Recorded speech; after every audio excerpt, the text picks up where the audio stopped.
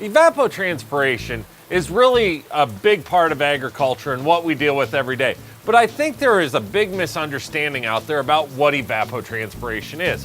Whether you're an irrigated or a dry land farmer, evapotranspiration is really the lifeblood of what happens with your crop each and every day. And it's made up of two components, obviously evaporation and transpiration. The evaporation part of evapotranspiration comes from the evaporation of moisture from the cells on the surface of the leaf and from the soil itself. The transpiration part comes from the water movement from the roots throughout the plat and out the stoma when the plant is actively growing. But while we think of ET as a fairly known commodity, there is a lot of things within ET and evapotranspiration that we need to have a better understanding for, to have an appreciation for what our plants go through and how we can better help them grow. I'm Keith Byerly, Precision Ag Manager at Central Valley Ag, and this is your agronomy focus video that corresponds with my article on the CVA blog site. So when we talk about the evapotranspiration and the things that are around it, we have this conception out here that evapotranspiration is somewhat of a known commodity. If we go to our land-grant universities, to sites like CropWatch, and look up what evapotranspiration values are, they're a fairly set value. We know that they're based on our planting date and the growing degree days that we have for season that predict what that ET number is going to be.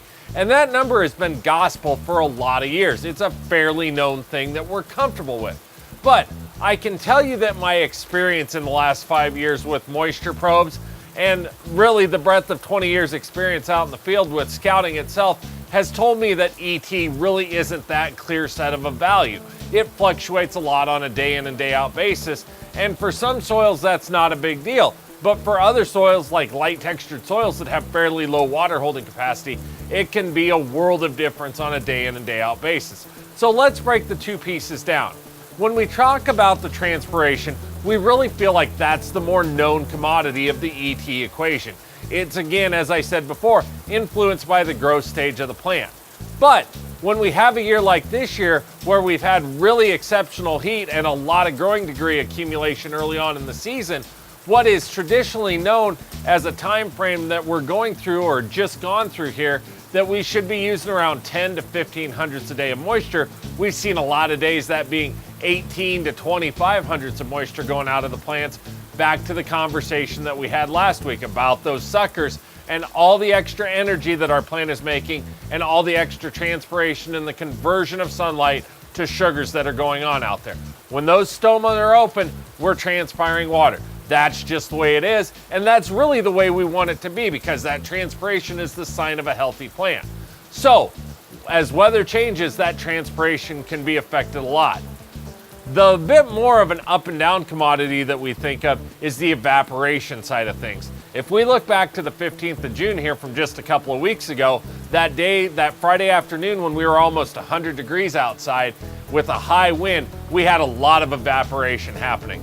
We think of evaporation happening from the plant itself, but we also need to consider that our soils and our tillage type have a lot to do with that evaporation as well.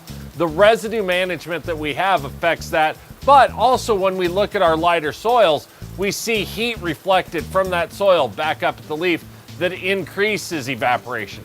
So the end story of this today is really that all of these pieces come together to make a complex equation that really takes something that we think of simply as evapotranspiration and adds a lot of layers to it that we have to unravel to truly understand it. With the passage of weather fronts and the passage of wind currents and things like that, we can see evaporation or ET change 15 to 20 hundredths a day when the known commodities, our historical view of ET, says that things are fairly consistent for a period of time. Moisture probes and scouting are a huge component in understanding what ET is doing in your field and to be a better manager of what's going on out there. Whether you're irrigated or dry land, Aqua Systems and a trusted advisor are still great resources that you need to have in your field to make sure that you're doing the best you can day in and day out in managing ET.